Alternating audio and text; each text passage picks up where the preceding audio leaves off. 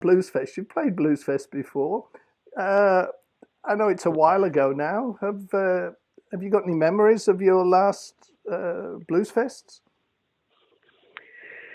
I do actually. I've got some fun.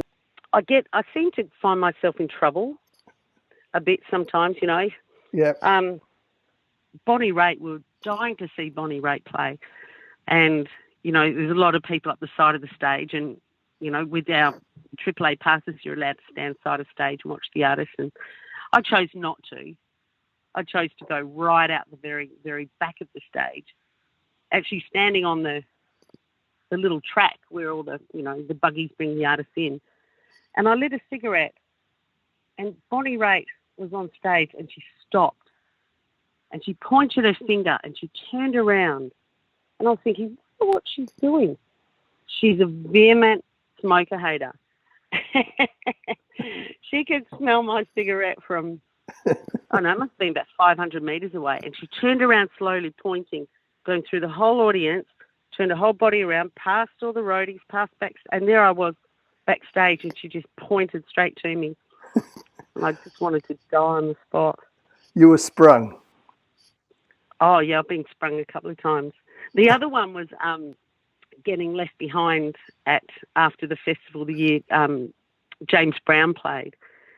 And I had to walk home. I was a bit chatty that night. And I had to walk home anyway. I ended up hitchhiking, got a ride into town, luckily. Got dropped off at the bakery. And I'm standing at the front hoeing into a custard tart, and this limo pulls up. And it's James Brown, and he wound the window down and said, hey, little girl, that looks delicious. And I said, is that you, Jimmy Brown? Is that you, Jimmy? As you do. And so I got to go home the next morning and say, I met James Brown. Well, you other bastards in the band left me there to walk home. Well, when I asked for memories, those are two stories I didn't expect, I must admit. And therefore, keeping on the Bluesfest thing, Yes. Donna, next Easter, we've got pretty much an all Aussie with a few mates from New Zealand lineup. Have you managed a quick look at it, managed to see who you go, oh, geez, haven't seen those for years. Love to catch up with him, them, her. Absolutely. There's a couple that I really, really don't want to miss. Of course, we did the AFL Grand Final with Baker Boy, and he really blew my mind. He was such a nice kid. So it'd be great to see him. I've always loved the Black Sorrows, and even though it's a real 80s thing for me, I think Joe Camilleri's voice and the girls, it sort of takes me back to a time and place, as does Diesel. Yeah. He's just a phenomenal guitarist, and I don't know what's happened to him in the last few years. I just haven't sort of heard, I've never met him or anything, but just haven't seen his music around. The Backsliders, I've always been a massive fan of the Backsliders. Paul Kelly, I'd never, ever want to miss. Weddings, parties, anything. Who really gave the Waifs their first break over in Victoria. Yeah, of course, Midnight Oil, and there's a young girl I really want to see, Emily. I can't pronounce her last name. Warramurra. Yes, Emily Warramurra. And I'm a big fan of Welcome to Country ceremonies. I really like it. I really do get emotional and grateful that happens. So I always really try and be there for that and be a part of that. Yeah. It's not only is it important, yes, it is. It's all of those things emotional, and it's been a huge starter for us here at Bluesfest. Since forever, basically. We've always kicked with that, and it's a wonderful thing to see. And it really is, and from coming from different states, I've seen a lot of the Welcome to Country in Western Australia, and then you go to a different state, and it's a whole different kind of ceremony. There's different speakers, there's different dancing, there's different language. Yeah. I love it. Yeah. It goes to show the variety that's been here for thousands of years as well, and their cultures and languages and, as you say, dances, the whole thing has got to be preserved and taken forward. And, Exactly. And I think it's really important for that to be a part of a lot of people's beginning to the festival.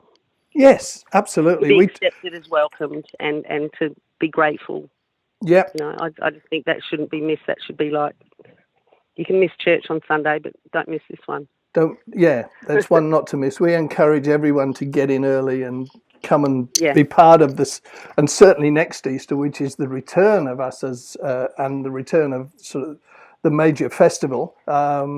It's going to be a huge celebration, and the earlier people get there and start with Welcome to Country, it can only enlighten people and just make them feel good and as you say, thankful. Everyone just has their own experience with it, but it's just a beautiful way to start. Yeah, absolutely. Well, that's your weekend pretty much taken up. I think if you go and see all those, I think you're done. Right?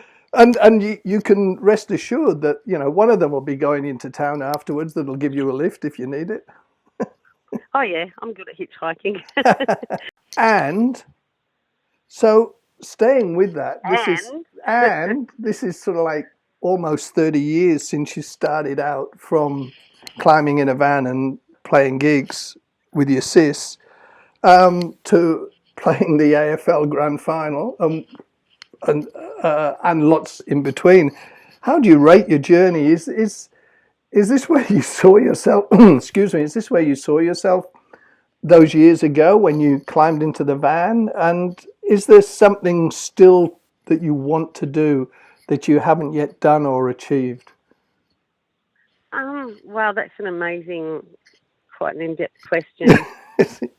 And I don't want to sound like a wanker, but when I was young, I wrote in a diary from when I was 13 to 16. And it's a shame that I didn't continue writing when I started playing and touring, but I wrote, I want to be in a band. I want to tour with Bob Dylan. I want to sing with Bob Dylan. I want to travel all over America and Canada to music festivals. I'd never even been to a music festival. All I'd ever seen was Jimmy Barnes at the local netball courts.